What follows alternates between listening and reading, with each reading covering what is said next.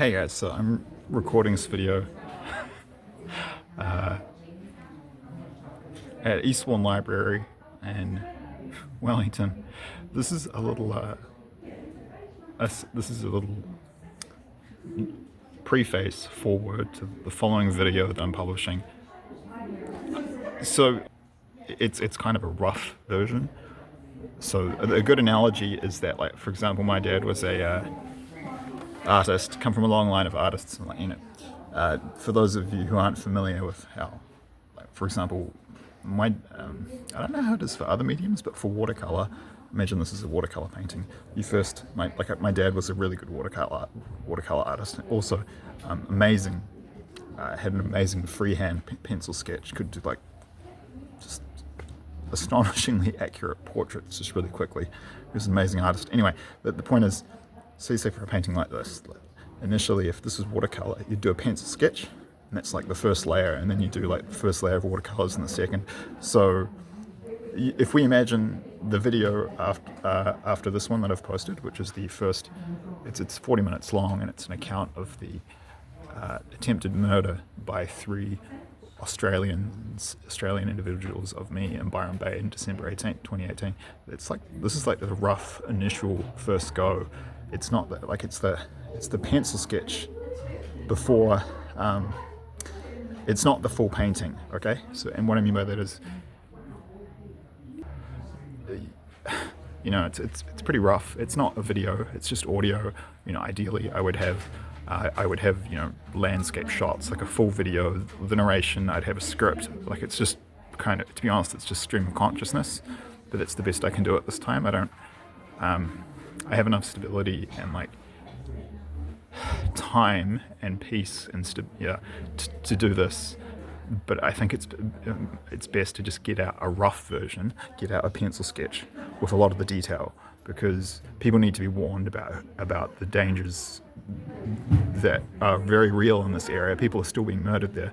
I think that it's more important that the message gets out, even if it's a rough pencil sketch, than to give nothing at all, because this information can save lives. Of course, at a more zoomed out macro level, I hope that this video that I've posted after this one, my full account of this horror, I was almost murdered. I barely escaped. I'm hoping that in some way that can play a role in helping to catch these pieces of shit. There's no words. Like, I don't know what's worse, guys. The fact that, and the numbers are staggering. I've looked into this, and it's also interesting. So Anglo-Saxon cultures have this admirable thing where there's still tons of women being beaten up and raped and badly treated, but still compared to a lot of other parts of the world. Europe's the same. Like Western Europe's the same. You just don't hit women. It's a rule. Which is very good and admirable. It should be that way. So our cultures, for all their faults, the Anglo-Saxon cultures, countries, the core five, United States, Canada, UK, New Zealand, and Australia, are better than most countries in the world at protecting women's rights, and that's a good thing. And there is a focus on that in our countries right now. But I've noticed on the video coverage for videos of this subject, I saw one video, and the guy, he pretty much only focused on the woman. And it's in the last 50 years. It's 67. Now it's important to understand the numbers. 67 women have been murdered or disappeared. And that's terrible and tragedy. But it's just as terrible and tragic that many men have been murdered. And actually, the number of men that have been murdered is about a 3-to-1 ratio. No, 3-to-1? It's like 2.5, I think. It's more than 2.5.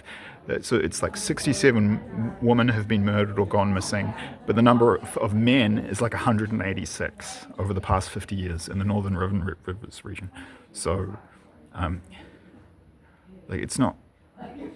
There's this kind of chivalrous element in Anglo-Saxon culture where it's we treat women with respect and we protect them, but you can be taken a bit far in the sense that I think there's a danger here that people might overlook or ignore or not treat equally the fact that innocent men have been murdered as well. And like that's just, it's just as bad. I mean, like it, um, like we should be concerned about every death, regardless of the gender. You know, true gender equality means, you know, separate topic, but like we still got a little way to go there yet. I'm just saying, don't, just from the videos, like I've noticed, a lot of them, they just ignore the male death count. But I think we should treat them equally. All these, every death is a tragedy, whether it's a woman or a man. And actually, the death toll for guys is 3 times higher. So, I mean, it's, if anything, like, you know, on a statistical basis, the men should be more wary than the women. I think these people are opportunists and they're just picking off whoever they can. And I think there's actually, I think there's a double danger of men. I mean, both men and women are, as a rule, is unaware that there's this ongoing threat in this region. Like in this, if you're in the Northern Rivers region of Australia, traveling, you shouldn't really be traveling alone. I just have weapons. I mean, if you meet these people out in the forest and just, I mean, if the Aussie cops are either covering it up or, I mean, they could be, like the way they obfuscate these investigations and bungle them so badly. I mean, some people have speculated that they might actually be involved. This could be like a satanic ritual murders, and that Aussie cops are actually involved doing the murders. Now that's pretty far out there, but I wouldn't rule anything out, including that. So you're not going to get help from the cops. If anything, the cop, you know, like the cops are more likely to be in on it than to help. The cops are more likely to be part of the groups murdering people than to help you. I'm serious. It's that bad. Like I don't know what's worse, that this tragedy and horror is continuing. Like, we're talking between 200 and 300 people murdered over the past 50 years. This is like what could be one of like the worst serial killers cases, not just in Australia, but on the entire planet. You know, if someone ever breaks this thing wide open, you're going to get like 5 series worth of like number one for 10-week Netflix, series out of it. Like the scale and horror of this travesty and abomination is like scarcely believable, and it blows one's mind. I just stumbled onto it, but what's even crazier is I'm not sure what's crazier, that or that the cops are like at best passively complicit, at worst they're in on it. I mean, it just blows your mind. I mean, it's like completely changes your perception of countries like Australia and New Zealand. I mean, I've encountered similar levels of corruption here in New Zealand. You realise it's not that different to Indonesia, like Cambodia, Ecuador, like the fucking Central African Republic, fucking or Burkina Faso. These countries are much more corrupt than you would realise, but it's very well hidden and sophisticated. Anyway, I talk a bit about that in the video, but just like the main thing to be aware of is, like I said, it's a pencil sketch. It's not the full painting. It's a rough video, but my logic is that it's, and so I'm aware it's not perfect. Like, oh yeah, I'm sorry, I'm not perfect, you know. Because you are, like, you know, I'm not. That's sarcasm addressing a minority of people who are like hypercritical. I do find that an issue in the Anglo-Saxon countries at the current time, where the spiritual climate's really toxic. There's people that are hypercritical and very hard on each other. It's like, very, you know, yeah. So it's not perfect. It's pretty rough, but it's watchable, and it's better than nothing. And it's the best I can do for now. And I will add, I've had some issues. I can't post external links at the current time, so I can post external links in the future on Google Maps to all the locations I mentioned in the video in Byron Bay, and that's important information for people who have followed this case. Like the specific locations where I was attacked Specifically, the first one is the most interesting because it's very close to where Theo Hayes took off running, and he was chased. He didn't just disappear. Anyway, so I can't provide the Google Maps links for now, but I'd like to do that in a future video. I'd like to point out also in this little preface video that just because I'm doing a rough version of this video now, that doesn't rule out that I can't do a more polished, oil painting in the future when I have the time, means and resources. But for now, I just feel that this issue is so dangerous,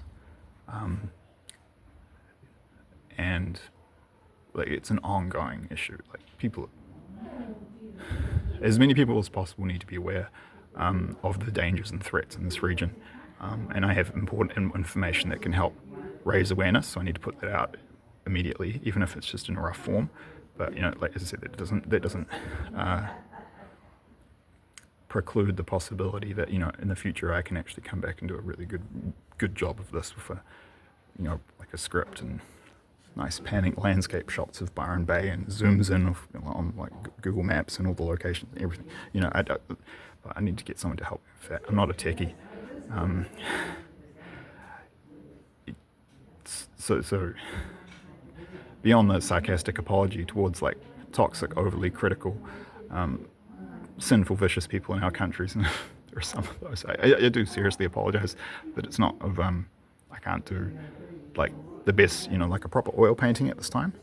But I'm just coming out of, like the reason I was in Byron Bay in 2018 when I almost got murdered, like it was because I was experiencing catastrophic family violence. I had family members myself who, like, they threatened to kill me and murder me, and shown in dreams that, like, they weren't kidding and they were going to do it if I went near them.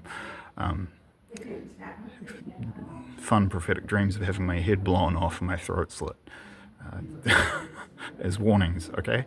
And yeah, like I'm just coming out of a stage of my life that was analogous to World War III, and I got told, like, God told me in dreams only 10%. It has a 90% fatality rate. Only 10% of people survive it. So, like, you're lucky I'm even here making videos, to be quite frank. And it wasn't just the serial killers in Australia that almost took me out. But so I know it's not. I know it's just a rough pencil sketch, but it's the best that I could do for now. And I forgot to mention the full video, and I'll add this here now. I don't just feel sorry for the families of people like Theo Hayes. I feel so sorry for people like Theo Hayes and all the victims, male and female. These poor souls, innocent souls who had no idea of the evil that is running rampant in the Northern Rivers region of New South Wales. I feel so bad for those. And they died. Most of them died horrific, terrifying, brutal deaths. I feel so sorry for all of them, male and female, and their families. And I just want to help. I want justice, and I want it to stop. So I know it's not perfect, but this is the best I can do for now. Okay, thank you.